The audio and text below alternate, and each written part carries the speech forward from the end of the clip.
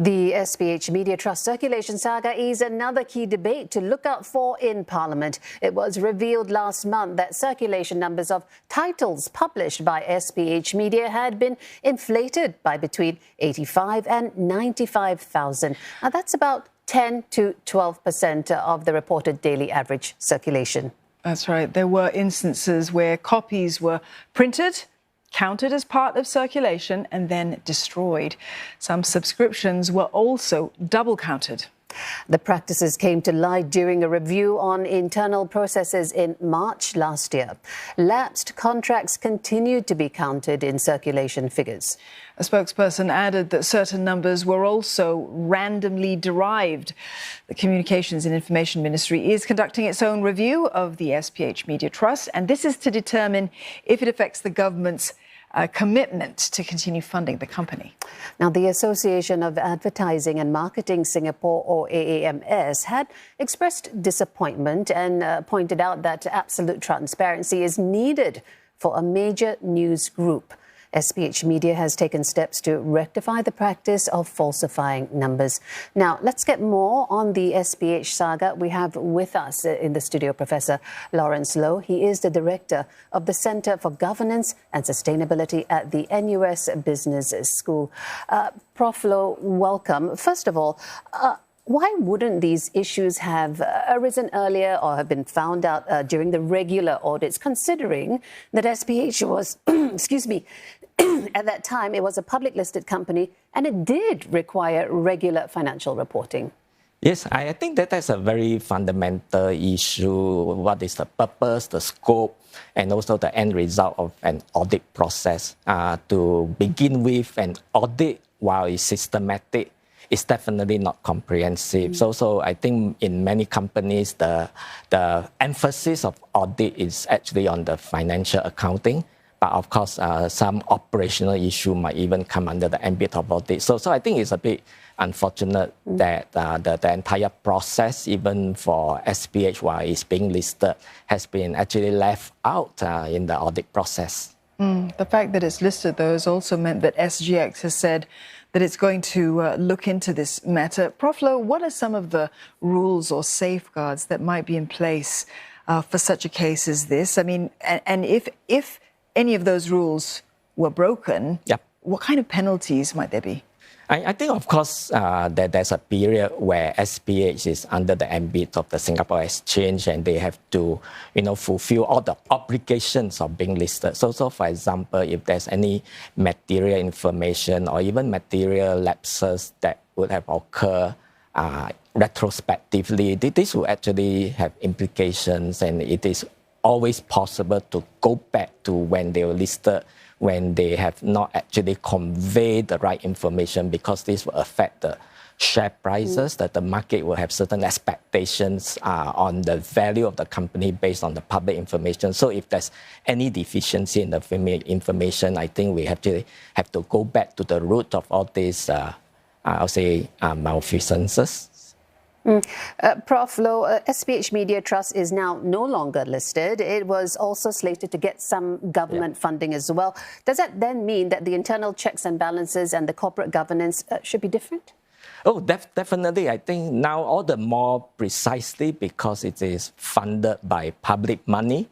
I think that the bar has to be set higher. We need to actually have higher expectations on the level of governance of such an institution that rely on a flow of, taxpayer money.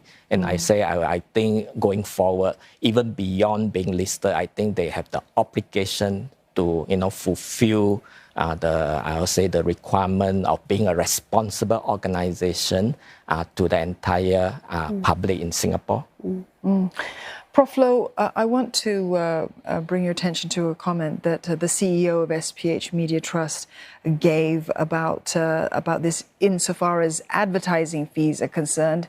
The CEO basically said that inflated circulation numbers don't affect advertising fees, but businesses, do they typically take into account or not take into account circulation numbers when they're placing advertisements in a newspaper? I think in the overall scheme of things, circulation is still some information.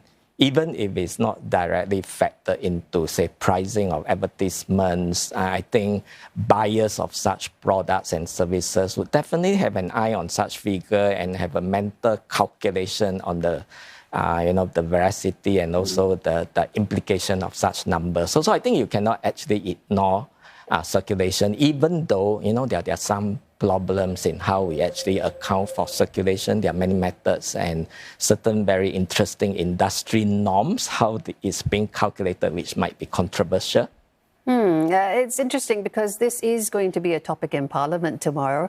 What do you think could possibly be the key items that come up to be addressed or should be addressed in Parliament, bearing in mind that investigations are still going on? Yes. First of all, I think at the level of Parliament, we should not go down into the micro issue, the organisation aspect of the issue. But there are two aspects that are very, very important for Parliament as an institution. First is, of course, public money. I think we have to protect the public funds since the ministry concerned will be funding it for the next 5 years to the tune of a total of $900 million.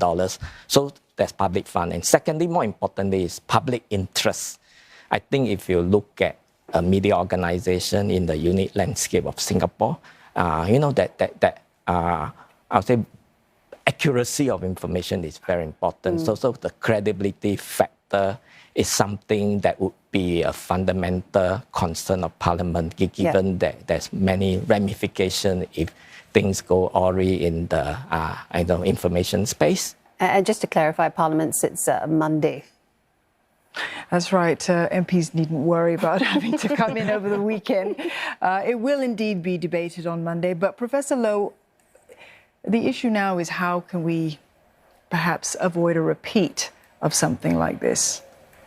I think, of course, if you look at this issue, on hindsight, it's always quite easy, but there are two levels of responses that we learn from this unfolding saga. One is, of course, at the institutional or organizational level. I think there's no doubt that good corporate governance should always be perennial. It can never be forsaken or taken for granted. And I think in this case, there are certain functions, for example, the audit function, that need to be improved. But at the second level, which is a broader level, I think regulation has to continue to be vigilant in terms of picking up certain possibility that organizations that deal with public interest may actually move in directions that may be controversial. All right. Thank you very much. Yes. Thanks, Professor Loh. Thanks for coming in. Good to see you again here in the studios. Thank you. Professor Lawrence Loh there from the NUS Business School.